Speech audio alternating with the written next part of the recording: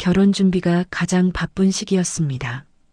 예식장 계약, 스튜디오 촬영, 신혼집 인테리어까지 쉴 새 없이 일정이 이어졌지만 그는 힘들지 않았습니다. 예비 아내 지우는 밝고 따뜻한 사람이었고 그의 곁에서 누구보다 성실히 움직였습니다. 두 사람은 앞으로의 삶을 함께 만들고 있다는 사실만으로도 설렜습니다. 그런데 어느 날 지우가 조심스럽게 말했습니다. 우리 엄마가 당신 사주를 한번 보자고 하셨어요. 그는 웃으며 대답했습니다. 아, 사주요? 뭐 보라면 보죠. 요즘도 그런 거 보세요? 지우는 불안한 표정을 지었지만 아무 말도 하지 않았습니다. 그때 그는 전혀 몰랐습니다. 이 말이 이후 모든 갈등의 시작이 될 거라는 것을요. 며칠 뒤 예비 장모의 집에서 작은 상견례 겸 사주풀이 자리가 마련됐습니다. 상 위엔 정갈한 음식이 놓여 있었고 장모는 예의 바른 미소를 띠고 앉아 있었습니다. 하지만 그 미소 안에는 어디선가 느껴지는 미묘한 긴장감이 숨어 있었습니다. 지우는 옆에서 계속 손을 꼬며 불안해했고 그는 괜히 분위기가 무거워지는 걸 느꼈습니다. 얼마 지나지 않아 장모는 종이와 연필 그리고 오래된 사주책을 꺼내더니 그의 생년월일을 적기 시작했습니다. 그는 가볍게 웃으며 말했죠. 요즘은 다 이런 걸 보시나 봐요. 장모는 대답하지 않았습니다. 장모의 표정은 점점 굳어졌고 사주책을 몇 번이나 다시 넘기며 뭔가를 확인하는 듯 했습니다. 그러다 갑자기 그녀의 손이 멈췄습니다. 한숨인지 아니면 놀람인지 알 수 없는 숨소리가 흘러나왔습니다. 그는 순간 불쾌한 기운을 느꼈습니다. 장모님 무슨 문제라도? 조심스레 물었지만 장모는 고개를 천천히 들었습니다. 이 사주는 우리 집하고 맞지 않아요. 그 말은 칼날처럼 차갑게 떨어졌습니다. 지우의 얼굴도 굳어졌습니다. 엄마, 그게 무슨 조용히 해. 내가 몰라서 그렇지. 이건 아주 위험한 사주야. 장모의 말투는 단호했고 이미 결론을 내린 사람의 목소리였습니다. 그는 어이가 없었습니다. 요즘 시대의 사주 하나로 결혼 결정을 하신다고요? 장모는 대답 대신 책을 탁 닫았습니다. 내 사주에는 큰 구덩이가 있어. 남의 복을 갉아먹고 결국 그 집안을 망하게 할 사주다. 그 말은 황당했고 억지였고 모욕이었습니다. 그는 씁쓸하게 웃으며 고개를 저었습니다. 장모님, 저는 지우를 정말 사랑합니다. 집안 복을 갉아먹고 그런 사람이 아니에요. 그러나 장모는 냉정했습니다. 우리 집 재산이 얼마인지 알아? 너 같은 사주 가진 사람에게 줄 순 없어. 그 말이 떨어지는 순간 그는 처음으로 알았습니다. 장모가 말하는 우리 집이 단순한 표현이 아니라 200억 자산이 걸린 집안이라는 것을. 지우도 그제야 떨리는 목소리로 말했습니다. 엄마 제발 그러지 마. 하지만 장모는 이미 결혼을 반대하는 쪽으로 마음을 굳힌 듯 했습니다. 이 결혼은 쉽게 허락할 생각 없어. 그는 견딜 수 없는 분노와 당혹감을 느꼈습니다. 사주 때문만이 아니라 자신이 마치 돈을 노리는 사람처럼 취급받고 있다는 현실 때문이었습니다. 집으로 돌아오는 길, 지우는 울며 말했습니다. 엄마가 원래 저래 당신을 싫어하는 게 아니야. 그냥 겁이 많아서 그래. 그는 그녀의 손을 잡고 말했습니다. 괜찮아. 내가 다 감당할게. 그렇게 말했지만 그의 마음 한구석에선 묘한 불안이 피어오르고 있었습니다. 며칠 후 그는 회사 근처 카페에서 이상한 경험을 합니다. 낯선 여자가 다가와 자연스럽게 말을 걸었습니다. 혹시 혼자세요? 짧은 인사였지만 그 모든 행동이 기계처럼 자연스러웠습니다. 그는 대수롭지 않게 생각했지만 이상하게 그 여자는 자꾸 그의 주변을 맴돌았습니다. 우연이라고 하기엔 너무 잦았고 너무 노골적이었습니다. 그때는 몰랐습니다. 그 여자가 예비 장모가 보낸 꽃뱀이었다는 사실을. 결혼 준비는 계속되고 있었지만 분위기는 눈에 띄게 달라져 있었습니다. 사주풀이 이후로 예비 장모의 태도는 더욱 차갑고 공격적이었고 지우는 중간에서 계속 눈치를 보며 죄인이 된 듯한 얼굴을 하고 다녔습니다. 그는 지우가 힘들어질까봐 최대한 밝게 행동하려 했지만 마음 한켠엔 장모의 그 말 우리 집 재산은 너한테 못 준다가 가시처럼 박혀 있었습니다. 그럴수록 그는 결심했습니다. 나는 지우만 보고 결혼하는 거지. 돈 때문이 아니야. 그러나 그런 다짐도 오래가지 못했습니다. 장모의 행동은 점점 선을 넘기 시작했습니다. 며칠 뒤 그는 지우와 드레스샵을 구경한 후 헤어지고 혼자 집으로 가는 길이었습니다. 지우는 얼굴이 잔뜩 어두워져 있었고 그는 그녀의 손을 잡아주며 말했다. 너무 걱정하지 마. 시간 지나면 다 풀릴 거야. 지우는 애써 미소를 지었지만 눈이 붉었습니다. 미안해, 정말 미안해. 내가 더 노력해 볼게. 그는 오히려 지우를 걱정하며 내 잘못 아니야. 그냥 우리 둘 문제만 잘 해결하면 돼. 라고 달랬습니다. 하지만 장모는 그 말을 듣지 않는 사람처럼 행동했습니다. 그날 저녁 그는 장모로부터 문자를 하나 받았습니다. 오늘 저녁 시간 있나? 이야기 좀 하자. 내용은 짧고 딱딱했습니다. 마치 거래를 제안하는 사람의 문장처럼. 그는 불안했지만 도망치지 않기로 했습니다. 장모의 집에 도착하니 식탁 위에 차 한 잔이 놓여 있었고 장모는 그를 바라보며 말했다. 내가 사주를 봤다고 해서 불편했을 거다.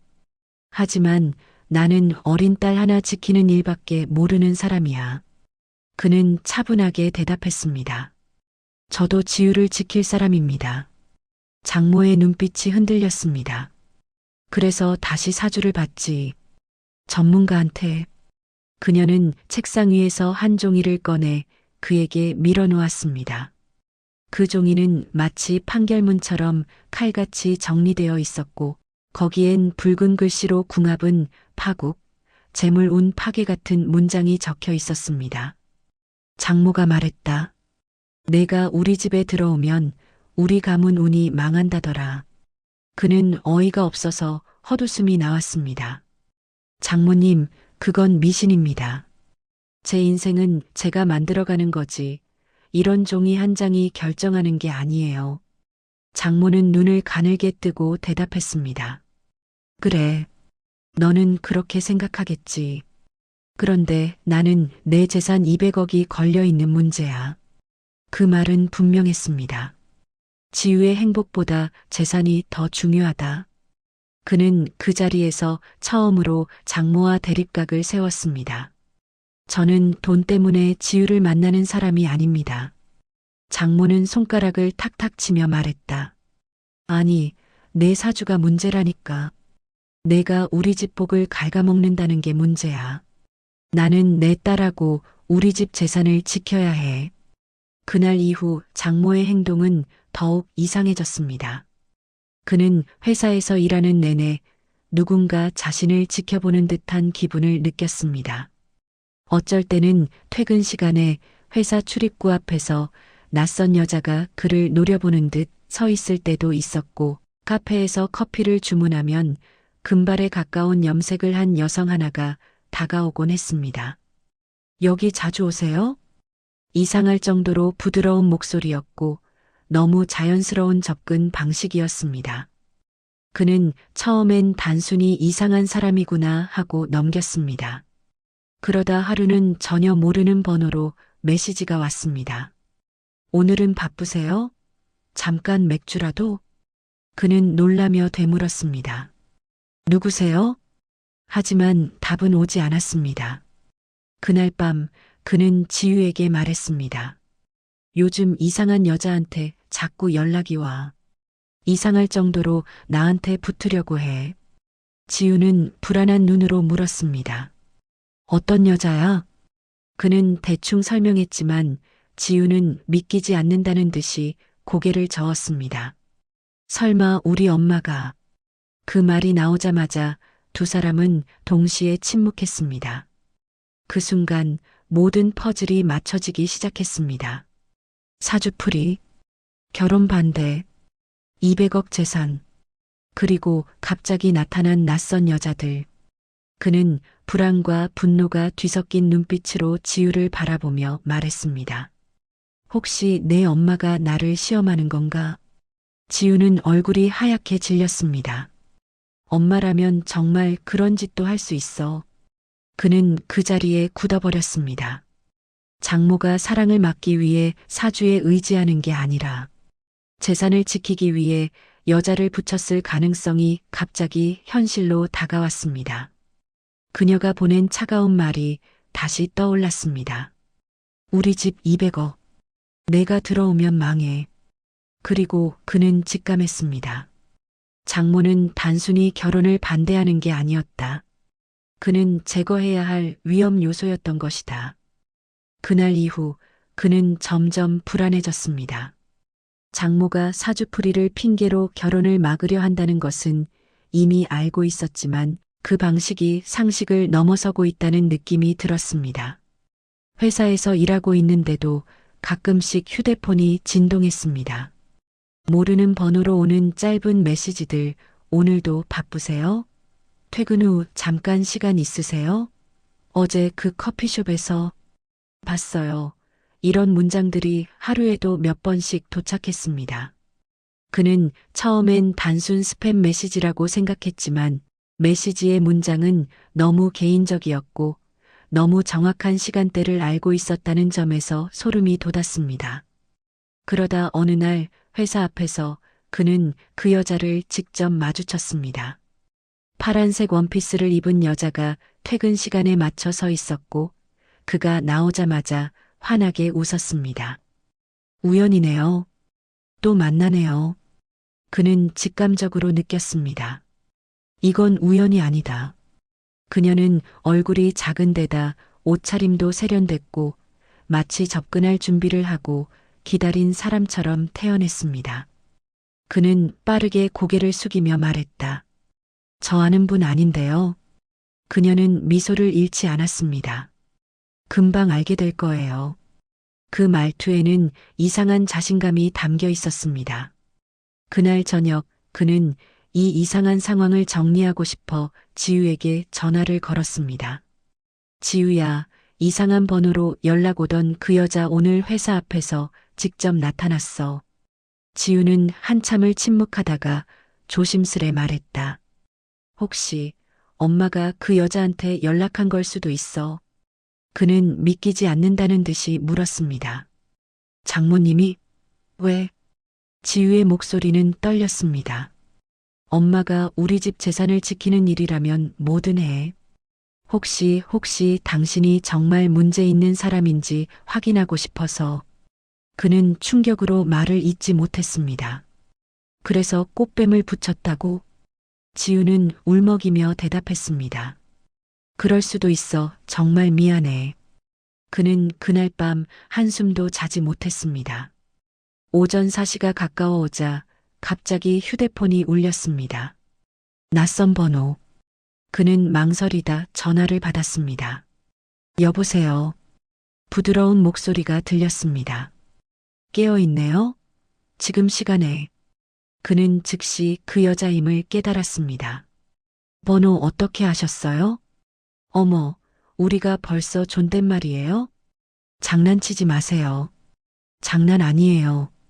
우리 좀 더 가까워질 수 있을 것 같아서요. 그 여자의 목소리는 이상할 정도로 부드럽고 그의 반응을 즐기는 듯 했습니다. 저 결혼 준비 중인 사람입니다. 연락하지 마세요. 그러니까요. 결혼 준비하는 남자가 이렇게 외로워 보이는 건 처음 봤거든요. 순간 그는 등골이 서늘해졌습니다. 그녀는 누군가에게서 정보를 듣고 움직이고 있었다. 다음 날 그는 예비 장모에게 전화를 걸었습니다. 장모님, 혹시 저한테 이상한 여자 붙이셨어요? 장모의 목소리는 차갑고 단호했습니다. 내가 왜 그런 질문을 하지? 요즘 이상한 여자들이 계속 접근해요. 그건 내 문제지. 나하고 무슨 관련이 있어? 장모님이 사주 얘기를 계속하시고 제가 지우랑 결혼하는 걸 막으려고 하는 것처럼 들려서요. 그 순간 장모는 웃음을 터뜨리듯 말했습니다. 내가 그런 식으로 나오면 나도 할 말은 많지. 무슨 말이죠? 남자는 유혹 앞에서 진짜가 드러난다. 너 같은 애는 시험해봐야 확실히 알 수 있어. 그 한마디는 모든 것을 설명했습니다. 그는 장모가 보냈다는 확신을 가졌습니다. 저를 시험하시려고 꽃뱀을 보낸 겁니까? 장모는 대답 대신 조용히 숨을 내쉬었습니다. 우리 딸은 순진하고 착한 애야. 내가 어떤 사람인지 나는 확인해야 해. 내가 우리 집하고 맞지 않으면 이 결혼은 절대 안 된다. 그의 목소리는 떨렸습니다. 저는 장모님의 재산에 관심 없습니다. 장모는 냉정하게 잘랐습니다. 그러면 증명해. 그 여자한테 넘어가지 않으면 그때 인정하겠다. 전화를 끊자 그는 손을 움켜쥐었습니다. 그 여자, 그 낯선 여자는 장모가 보낸 시험이자 덫이었던 것이다. 그리고 이상하게도 그 여자는 점점 더 적극적으로 접근하기 시작했습니다. 회사 앞, 버스 정류장, 출근길 건물 로비. 그는 장모의 계획이 단순한 사주풀이의 영향이 아니란 걸 직감했습니다. 그녀는 사주를 믿은 것이 아니라 200억을 지키기 위해 결혼 자체를 무너뜨리려고 움직이고 있었다. 그리고 그 움직임은 그의 일상과 주변을 점점 잠식하기 시작했습니다. 장모가 보낸 꽃뱀 시험은 단순한 의심의 차원을 넘어 그의 일상을 조금씩 갉아먹고 있었습니다. 처음에는 단순한 우연이라 생각했지만 시간이 지나며 그녀의 행동은 점점 더 노골적이고 정확해졌습니다. 퇴근 시간, 점심 시간, 출근길 그녀는 정확히 그가 혼자 있는 시간에 맞춰 나타났습니다. 그는 무시하려 했지만 그녀는 도무지 포기하는 기색이 없었습니다. 어느 날은 회사 카페에서 커피를 들고 기다리고 있었고 또 다른 날엔 회사 건물 로비 소파에서 다리를 꼬고 앉아 자연스럽게 말을 걸어왔습니다. 이번 주말엔 시간 있어요? 드라이브라도 할까 하고요. 그는 화를 누르며 대답했습니다. 제발 그만하세요. 저 결혼 앞둔 사람입니다. 그녀는 고개를 기울이며 속삭이듯 말했습니다. 알아요. 그래서 더 흥미롭네요. 그 말투는 사람을 불편하게 만들 정도로 부드러웠고 동시에 뭔가를 기다리는 듯한 기묘한 긴장감이 섞여 있었습니다. 며칠 뒤 그는 결국 지우에게 이 모든 사실을 털어놓았습니다. 지우야, 이젠 진짜 장모님이 뭔가 꾸미시는 것 같아. 지우는 얼굴이 하얗게 질렸습니다. 진짜 엄마가 그 여자한테 돈을 준 건 아닐까? 돈이든 뭐든 확실한 건 나를 무너뜨리려고 한다는 거야. 지우는 떨리는 손으로 얼굴을 가렸습니다. 당신이 그런 여자에게 넘어가는지 보려고? 엄마가 나한테 한 말 있어. 그는 놀라며 물었습니다. 뭐라고 했는데? 남자 진심은 유혹 앞에서 드러난다고. 엄마가 당신을 믿지 못한다고 했어. 그는 고개를 저으며 한숨을 내쉬었습니다. 그럼 이게 시험이라는 거야? 나를 시험에서 떨어뜨리면 결혼을 포기하게 만들려는 거라고? 지우는 고개를 끄덕였습니다. 미안해, 미안해. 엄마가 이런 식으로 나올 줄 정말 몰랐어. 둘 사이에 길고 무거운 침묵이 내려앉았습니다. 그녀는 갑자기 그의 손을 붙잡으며 물었습니다. 혹시 조금이라도 흔들린 적 있어? 그는 단호히 대답했습니다. 아니야. 절대 없어. 하지만 마음이 불편해.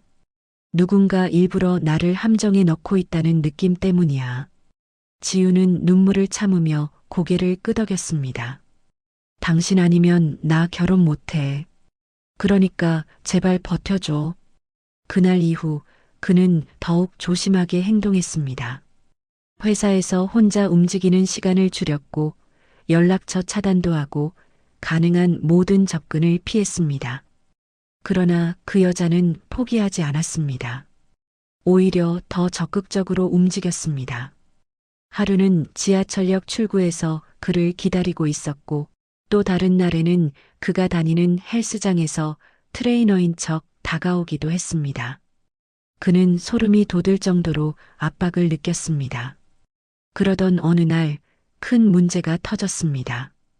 그가 회의실에서 업무 보고를 마치고 나오는 순간 사무실 안이 술렁이고 있었습니다. 팀 동료 하나가 다가와 말했습니다. 야, 너 여자친구 생겼냐? 무슨 소리야? 회사 밖에서 어떤 여자랑 팔짱 끼고 걷는 거 봤다는 사람이 있어. 그는 충격을 받았습니다. 팔짱? 내가? 말도 안 돼. 그러나 다른 직원도 같은 말을 했습니다. 아까 금발에 가까운 여자하고 같이 걷던데? 그는 그 자리에서 숨이 턱 막혔습니다. 꽃뱀 여자가 그를 덮치듯 팔짱을 끼고 걸었던 순간이 떠올랐습니다. 그는 즉시 지유에게 전화를 걸었습니다. 지유야, 나 아니라니까. 그 여자가 갑자기. 그러나 지유는 전화를 받지 않았습니다. 그는 불안에 미칠 것 같았습니다. 저녁이 되어 집으로 돌아가는데 그 여자가 나타났습니다. 이번에는 그의 팔을 붙잡으며 속삭였습니다. 내가 왜 이러는지 궁금하지 않아요? 그는 손을 거칠게 뿌리치며 소리쳤습니다. 이제 그만해. 당신 누가 보냈어? 그녀는 살짝 웃으며 대답했습니다. 그거 정말 몰라서 묻는 거예요? 그녀의 웃음은 모든 걸 말해주고 있었습니다. 조롱이 담긴 자신감 있는 미소. 그 순간 그는 깨달았습니다. 장모가 단지 시험을 위해 꽃뱀을 보낸 것이 아니라 결혼을 완전히 부숴버릴 계획을 세운 것이라는 사실을. 심장이 빠르게 뛰고 숨이 막혔습니다. 그는 뒤도 돌아보지 않고 집으로 뛰어갔습니다. 지유에게 전화를 수십 번 했지만 여전히 받지 않았습니다. 그는 점점 두려워졌습니다. 혹시 장모가 지유에게 뭐라도 불어넣은 건 아닐까? 집에 도착해 초인종을 누르자 지유가 문을 열었습니다. 눈이 붉었고 울었던 흔적이 역력했습니다. 지유야, 오해하지 마. 나 정말 아니야. 지유는 작게 중얼거렸습니다. 나도 그렇게 믿고 싶어. 그런데 엄마가. 그녀의 목소리는 부서지듯 약했습니다. 그리고 그는 본능적으로 깨달았습니다. 예비 장모는 단순히 결혼 반대를 넘어 딸을 이용해서 그를 완전히 무너뜨리려 하고 있었다. 이제 이 싸움은 사주풀이도 예비 장모의 불안도 아닌 거대한 재산을 지키기 위한 장모의 치밀한 전쟁이었던 것이다. 지유의 붉어진 눈을 바라보는 동안 그는 온몸이 떨릴 만큼 불안했습니다. 그녀가 아무 말도 하지 않자 그는 숨을 깊게 들이쉬고 말했다. 지유야, 제발 믿어줘. 그 여자가 내 팔을 잡은 거지. 내가 잡은 게 아니야. 지유는 힘없이 고개를 숙였습니다. 나도 알아. 당신이 그런 사람이 아니란 거. 그럼 왜 그래? 왜 이렇게 멀어져? 지유는 잠시 입술을 깨물다 조심스럽게 입을 열었습니다. 엄마가 오늘 낮에 나한테 왔어. 그는 심장이 멎는 것 같았습니다. 뭐라고 했는데? 지유는 눈을 감았습니다. 당신이 그 여자랑 팔짱 끼고 있는 사진을 보여줬어. 그의 눈이 커졌습니다. 말도 안 돼. 그 여자랑 나는. 지유는 울먹이며 말을 잘랐습니다. 엄마가 말했어. 맞지? 내가 왜 사주를 믿는지 알겠지? 라고. 엄마는 당신이 유혹을 못 견딘 거라고 생각해. 그의 숨이 가빠졌습니다. 사진 장모는 사진까지 준비해 둔 것이다. 꽃뱀의 접근은 단순한 시험이 아니라 증거를 조작하기 위한 함정이었던 것이다. 지우는 그의 손을 꼭 잡았습니다. 나는 당신을 믿고 싶어. 그런데 엄마가 계속 그러니까 나도 자꾸 흔들려. 그는 눈을 감고 깊게 말했다. 지우야, 나를 믿지 않으면 이 결혼은 절대 못해. 지우의 눈에서 눈물이 떨어졌습니다.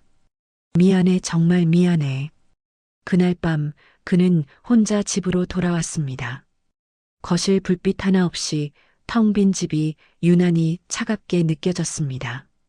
그는 소파에 앉아 머리를 감싸쥐었습니다. 이게 결혼을 준비하는 사람한테 할 짓인가? 도무지 이해할 수 없었습니다. 장모가 사주를 믿는다 해도 왜 이렇게까지 치밀하게 시험을 하고 조작을 하는지. 그때 휴대폰이 울렸습니다. 장모였습니다.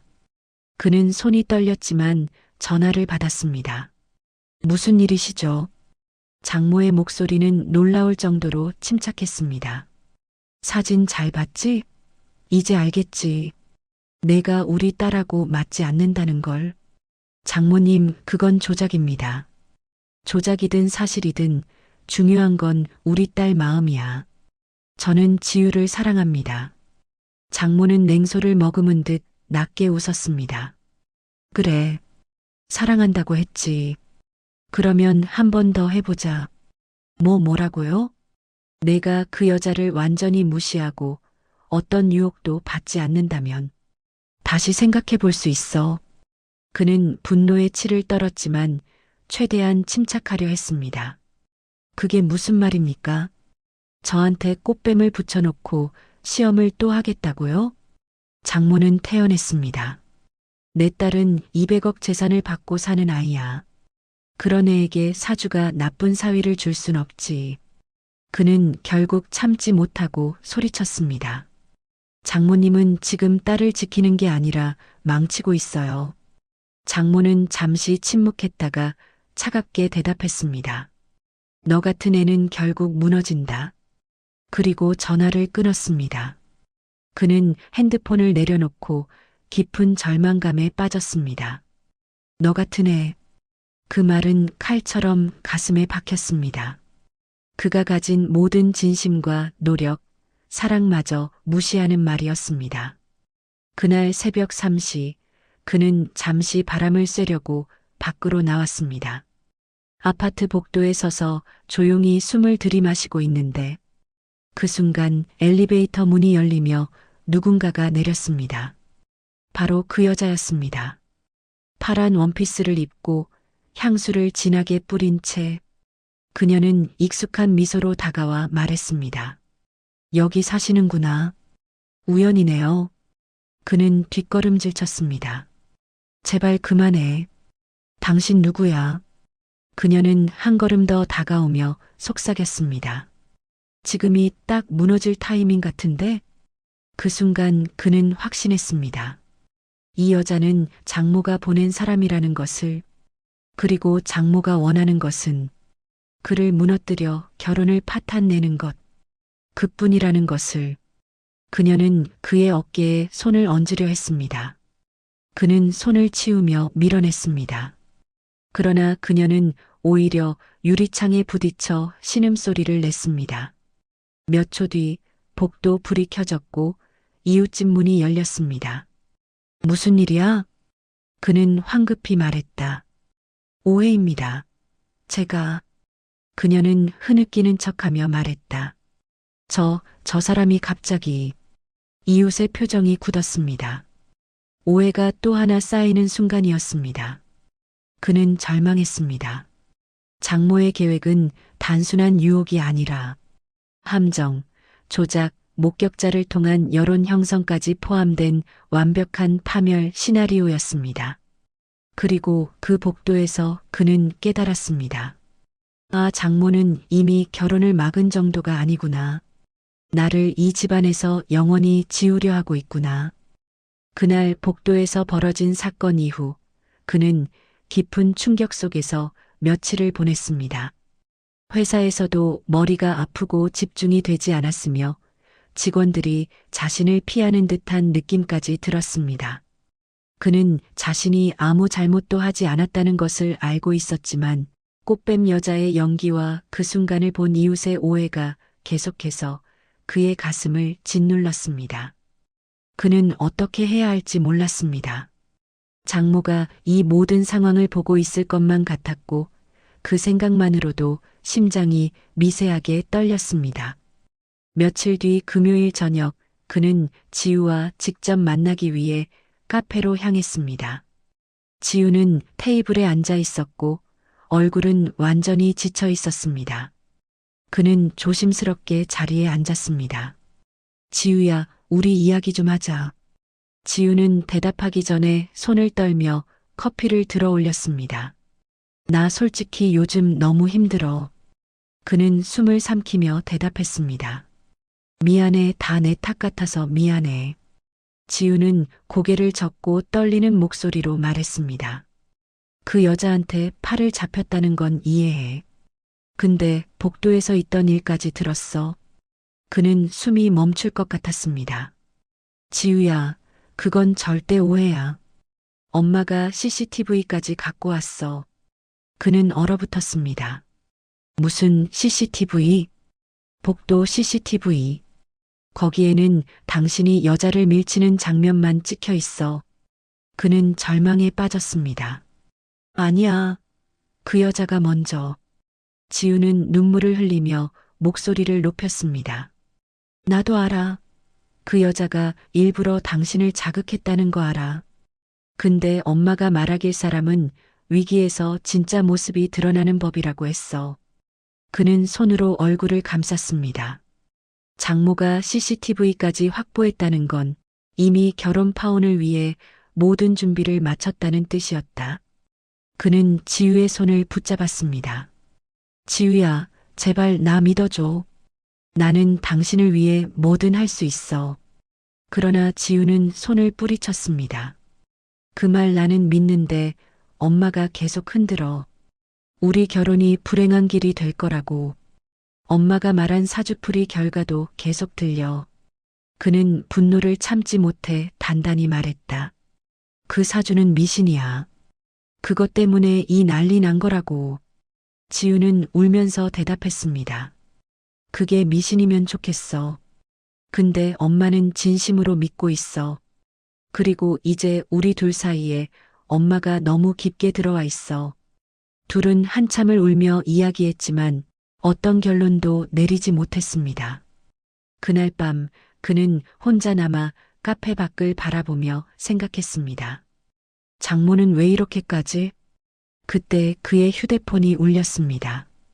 낯선 번호. 그는 본능적으로 불길한 느낌을 받았습니다. 전화를 받자 짧고 단단한 목소리가 들렸습니다. 당신이 씨 맞습니까? 남자의 목소리였습니다. 그는 경계하며 대답했습니다. 누구시죠? 저는 보험사 조사팀입니다. 최근에 어떤 여성분이 당신을 상대로 폭력 피해 진술을 했습니다. 그는 정신이 멍해졌습니다. 뭐라고요? 복도 CCTV와 증언을 근거로 당신이 여성에게 신체적 위협을 가했다는 제보가 들어왔습니다. 그는 손에 들던 컵을 떨어뜨릴 뻔했습니다. 그건 오해입니다. 그 여자가 저를 따라다니고 조사팀 직원은 건조하게 말했다.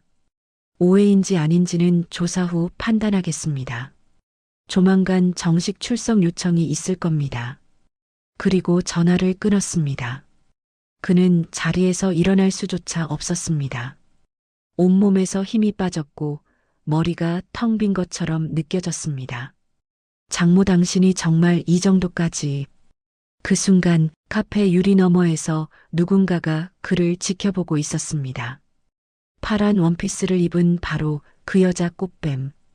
그녀는 커피를 마시며 창밖에 그를 향해 아주 천천히 미소를 지었습니다. 그리고 입모양으로 이렇게 말했습니다. 곧 끝날 거예요. 그는 소름이 돋았습니다. 장모는 단순히 결혼을 반대하는 것이 아니었다. 신용을 무너뜨리고 평판을 무너뜨리고 그의 사회적 존재 자체를 지우려고 하고 있었다. 그가 지우와 결혼하지 못하게 만드는 것뿐만 아니라 그를 사회적으로 파멸시키려는 두 번째 공작이 시작된 것이다. 조사팀의 전화가 끊기고 난 뒤 그는 한동안 카페 밖으로 나갈 수 없었습니다. 호흡은 가쁘고 손은 떨렸습니다. 머릿속에서는 같은 문장만 반복되었습니다. 장모가 나를 사회적으로 죽이려 하고 있다. 조금 뒤 그는 힘겹게 자리에서 일어나 집으로 향했습니다. 그러나 집에 도착하자마자 또 다른 충격이 기다리고 있었습니다. 우편함에 꽂힌 출석 요청 예정 안내문이었고 그는 문 앞에서 한참 서서 종이를 바라보다가 벽에 등을 기대어 천천히 주저앉았습니다. 이제 장모의 공작은 가정 파탄을 넘어서 그의 인생 전체를 무너뜨리려 하고 있었습니다. 그는 떨리는 손으로 지우에게 마지막으로 전화를 걸었습니다. 지우야, 우리 얘기해야 해. 지금 장모님이 나를 고소하려고 하고 있어.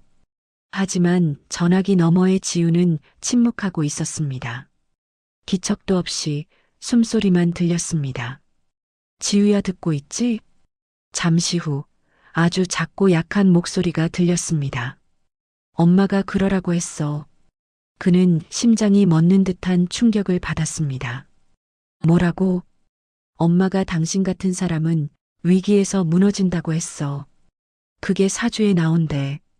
그래서 지켜보라고 했어. 그의 목소리가 떨렸습니다. 지우야, 정말 날 그렇게 본 거야? 지우는 울면서 대답했습니다. 아니야. 난 믿고 싶었어. 근데 이런 일들이 계속 벌어지니까. 나도 흔들려, 나도 무서워. 그녀의 울음이 들리는 동안 그는 전화기 앞에서 천천히 날이 꺾여가고 있었습니다. 그는 간신히 말했다. 그래. 내 마음 이해해. 정말? 응. 하지만 지금 우리 사이에 엄마가 너무 깊게 들어왔어. 지우는 흐느끼며 말했다. 그러면 어떻게 해야 해? 그는 오랫동안 답을 하지 못했습니다. 그녀를 사랑했고 결혼은 그의 꿈이었지만 장모의 200억을 지키기 위한 전쟁 속에서 그는 사주보다 더 잔인한 사람의 마음이 얼마나 무서운지를 보고 있었기 때문이었습니다. 다음 날 오전 그는 회사를 쉬고 변호사를 만나러 갔습니다. 변호사는 차분히 설명했습니다. 지금 상황이면 무고로 대응할 수 있습니다. CCTV도 전체 영상을 요청하면 반전이 있을 겁니다. 그는 긴장이 조금 풀리며 희망을 느꼈습니다. 그러나 변호사의 다음 말이 그를 다시 얼어붙게 만들었습니다. 하지만 상대가 증언자 한 명만 더 세워도 사례가 복잡해질 수 있어요. 그는 즉시 떠올렸습니다. 복도에서 문을 열었던 이웃, 꽃뱀의 연기, 장모가 갖고 있을 짧게 편집된 영상. 그날 저녁 지유에게서 메시지가 왔습니다. 오늘 엄마가 우리 집에 와 있었어. 그는 순간 직감했습니다. 장모가 또 무언가 움직이고 있다. 집 앞 카페에서 둘이 만났습니다. 지우는 손을 꽉 쥔 채 말했다. 엄마가 당신에게 조건을 내걸었어. 조건? 당신이 우리 집하고 완전히 인연 끊고 결혼을 포기하면 더 이상 문제 삼지 않겠대. 그의 입에서 비웃음 섞인 숨이 새어나왔습니다. 결혼만 포기하면 내 인생을 망가뜨리지 않겠다는 거야? 지우는 고개를 끄덕였습니다. 눈에서 눈물이 떨어졌습니다. 그는 잠시 고개를 들어 천장을 바라보았습니다. 카페의 조명이 흐릿하게 흔들리는 듯 보였습니다. 지우야. 응. 이건 사랑이냐? 아니면 내 엄마 재산이냐? 그 한마디에 지우는 더 이상 아무 말도 할 수 없었습니다. 그녀는 울고 있었고 그는 그녀의 눈물을 바라보며 한없이 슬펐습니다. 그는 깊게 숨을 들이쉬었습니다. 그리고 아주 천천히 말했다. 200억을 지키기 위해 사람 하나를 무너뜨리는 집안. 그 집에 내가 들어갈 수 있을까? 지우는 울면서 말했다. 가지마, 제발. 그의 눈가에도 눈물이 맺혔습니다. 나도 내 옆에 있고 싶어. 근데 지금 우리 둘은 너무 많은 것에 휘말렸어. 그 순간 전화가 울렸습니다. 발신자 예비장모. 그는 화면을 바라보며 숨을 삼켰습니다. 지우도 떨리는 손으로 그의 손목을 잡았습니다. 받지 마. 하지만 그는 받았습니다. 네. 장모의 목소리는 차갑고 여유롭기까지 했습니다. 결혼을 포기하면 문제는 더 이상 커지지 않을 거다. 그는 한참 동안 대답하지 않았습니다. 장모의 목소리가 이어졌습니다. 우리 집 200억은 지켜야 한다. 내가 우리 집에 들어오는 순간 사주대로 집안이 무너진다고 했다. 그는 조용히 대답했습니다. 그 사주라는 게 사람의 인생보다 소중합니까? 장모는 단호하게 말했다. 우린 사주가 아니라 확신을 믿는다. 그는 천천히 고개를 숙였습니다. 장모의 말이 이어졌습니다. 넌 이미 시험에 떨어졌어. 그 여자에게 팔을 잡힌 것만으로도 그럼 말 다 했지. 그는 입술을 깨물며 속삭였습니다. 장모님은 사람을 믿어본 적이 없군요. 장모는 마지막 경고처럼 말했습니다. 결혼을 포기해라. 그것이 내 인생을 지키는 길이다. 전화를 끊자 지우는 흐느꼈습니다. 당신 가지 마. 제발. 그는 지우를 꼭 안아주고 싶었지만 팔이 쉽게 움직이지 않았습니다. 대신 조용히 말했다. 지우야, 우리는 지금 사랑이 아닌 전쟁 속에 있어. 그리고 그는 깨달았습니다. 장모의 공작은 이제 막바지였다. 그녀는 그를 함정에 넣었고 증거를 만들었고 세상에 퍼뜨릴 준비까지 하고 있었다. 그리고 이 싸움의 마지막 선택은 그 자신이 내려야 한다는 것을. 밤이 깊었습니다. 카페에서 지우와 헤어지고 집으로 돌아가는 길, 도시의 불빛은 여전히 화려했지만 그의 마음은 완전히 꺼진 작은 촛불 같았습니다. 지우의 울먹이는 목소리, 장모의 차가운 말투, 그리고 꽃뱀의 조롱 섞인 미소까지 모든 것이 하나의 거대한 그림이 되어 그를 압도하고 있었습니다. 집에 도착하자마자 그는 신발도 벗지 않은 채 거실 바닥에 주저앉았습니다. 그의 휴대폰은 아직도 조용히 빛나고 있었고 그 안에는 지우의 마지막 메시지가 떠 있었습니다. 미안해, 우리 어떻게 해야 할지 모르겠어. 그는 몇 번이나 답장을 쓰고 지우기를 반복했습니다. 무슨 말을 해도 장모의 200억이라는 벽 앞에 지우는 다시 흔들릴 것이 분명했기 때문입니다. 그는 천천히 눈을 감았습니다. 장모의 말이 떠올랐습니다. 우린 사주가 아니라 확신을 믿는다. 넌 이미 시험에 떨어졌다. 결혼을 포기해라. 그는 처음으로 깨달았습니다. 이 싸움은 사랑의 싸움이 아니었다는 걸. 애초에 장모는 그를 사위로 받아들인 적이 없었다. 그는 사람이 아니라 200억을 위협하는 위험 요소에 불과했던 것이다. 그는 손에 힘을 주며 중얼거렸습니다. 여기서 더 버티면 지우까지 망가진다. 다음 날 아침 그는 결심을 굳히고 지우에게 전화를 걸었습니다. 지우는 울먹이며 전화를 받았습니다. 여보, 아니, 당신 어디야? 그는 부드럽게 말했습니다. 우리 오늘 마지막으로 이야기하자. 지우는 두려움에 찬 목소리로 대답했습니다. 무서워, 당신이 무슨 말하려는지. 두 사람은 조용한 공원 벤치에서 만났습니다. 새벽 공기가 아직 차가웠고 나무잎 사이로 햇빛이 조금씩 비치고 있었습니다. 지우는 그를 보자마자 울음을 터뜨렸습니다. 제발, 제발 가지 마. 그는 그녀의 손을 잡고 천천히 말했다. 지우야, 나는 너를 사랑해. 정말 어떤 것도 두렵지 않을 만큼. 지우는 눈물로 젖은 얼굴로 고개를 흔들었습니다. 그러면 왜 이러는 거야? 그는 깊게 숨을 들이쉬고 말했다. 너와 결혼하면 너희 집에서 나를 파괴하려고 할 거야. 지우는 떨리는 목소리로 대답했습니다. 엄마는 그냥 사주 때문에. 그는 부드럽지만 단단하게 끊었습니다. 아니야. 내 엄마는 사주를 핑계로 나를 파멸시키려 했어. 그 여자까지 붙였고 허위 고소도 준비하고 있어. 지우는 손으로 입을 가리며 울었습니다. 엄마가 그럴 리 없어. 그는 지우의 손을 가만히 잡았습니다. 지우야, 내 엄마가 한 행동은 너를 지키는 게 아니라 너를 이용하는 거야. 잠시 침묵이 흘렀습니다. 바람이 불어 벤치 뒤에 놓인 나뭇잎들이 흔들렸습니다. 그는 마지막으로 조용히 말했다. 우리는 여기까지야. 지우는 비명을 지르듯 울기 시작했습니다. 안 돼. 난 당신 아니면 안 돼. 그는 그녀를 끌어안고 긴 시간 동안 아무 말도 하지 않았습니다. 그녀의 울음이 잦아들 때까지. 그리고 천천히 손을 놓았습니다. 지우는 무너진 사람처럼 바닥에 주저앉았습니다. 그는 떨리는 목소리로 말했다. 지우야, 내가 불행해지는 건 보기 싫어.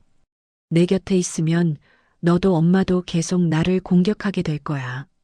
지우는 절망스럽게 외쳤습니다. 그럼 우리 사랑은 뭐야? 그는 눈을 감았습니다. 사랑이야.